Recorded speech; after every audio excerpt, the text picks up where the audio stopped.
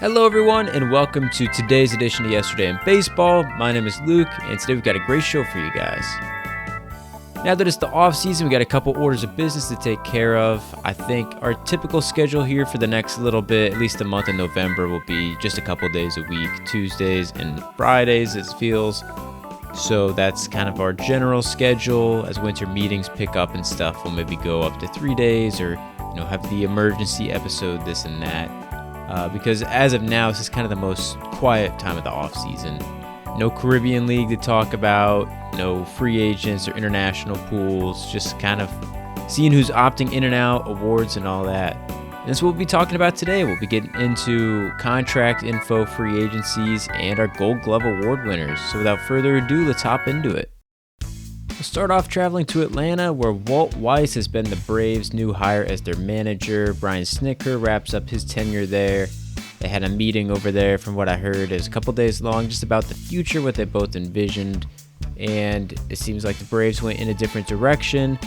And I've heard from Braves fans, my cousin included, who's an avid Braves fan, was talking about how they were really looking for kind of an outside perspective and not super happy with the way Snitker managed and ran the ball club. And, Weiss has experience. He's played 14 years in the big leagues. He managed the Rockies to some mediocre years, but that probably can't blame him for that. And he's been Snitker's bench coach for a lot of the time as of late, since 2018. So you would just imagine they would have some similar philosophies, and it wouldn't really be a very exciting move, kind of more of a lateral move. So I don't know. Braves fans out there, let me know what you guys think about this, because it seems very lateral.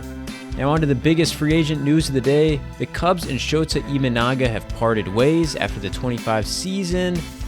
Chicago's team option on Imanaga was worth 3 years and almost $60 million, and the Cubs turned that down. Imanaga had the choice then to remain with the Cubs for $15.25 million for the 26th season and then enter free agency. He just decided to opt out and enter free agency now. He's going to be a year older after 26, so I understand his decision, wanting to try and make that money while he's a little bit younger.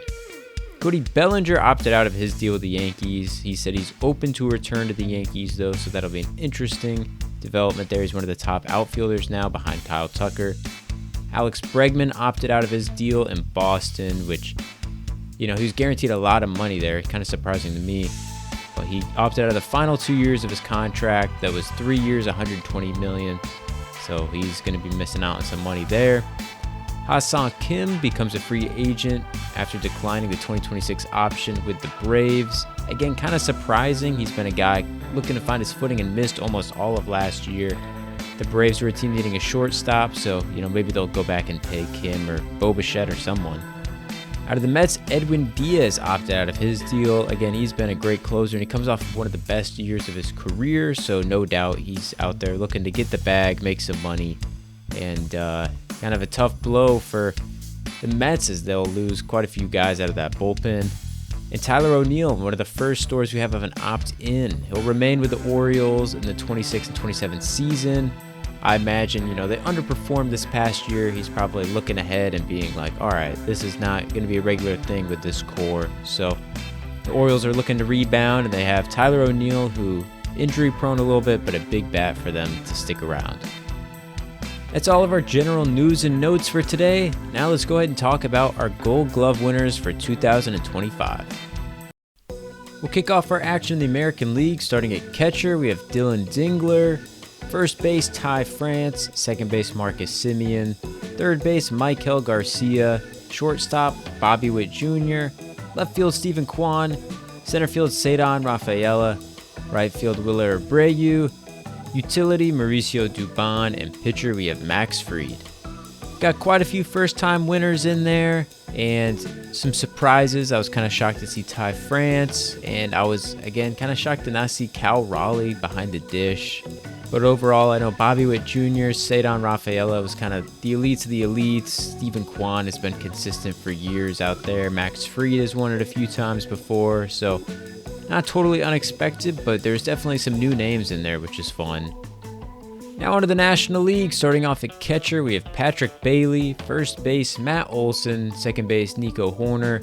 Third base, Ke'Bryan Hayes. Shortstop, Mason Wynn. Left field, Ian Happ. Center field, Pete Crow Armstrong. Right field, Fernando Tatis Jr. Utility, Javier Sanoja. And pitcher, we have Logan Webb.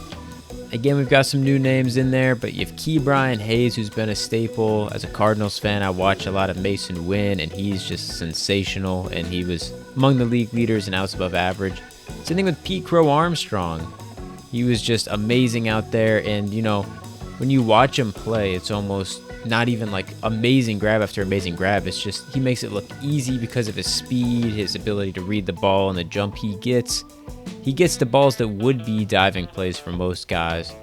So congrats to him. Horner also, I remember watching that a lot in that wild card series. It seemed like him and Dansby Swanson were making incredible plays time and time again, just saving the game for the Cubs. So, 3 Cubbies on that list. That's pretty amazing. A lot from the NL Central because you got Ke'Bryan Hayes in there, Horner, Pete Crow Armstrong, Ian Happ, Mason Wynn.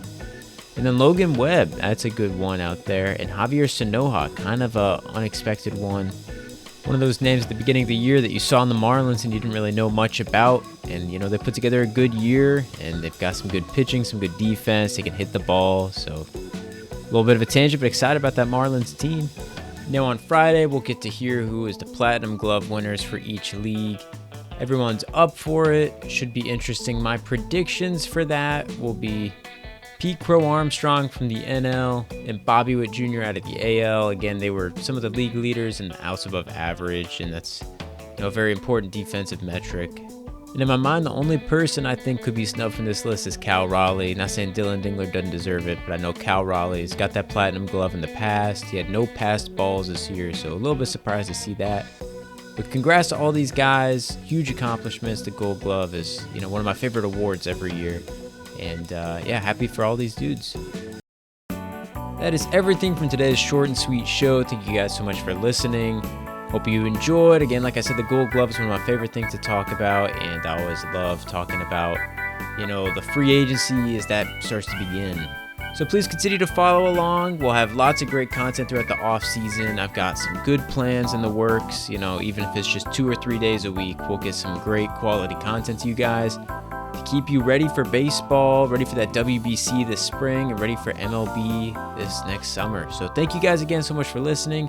Hope to see you again this Friday, and take care.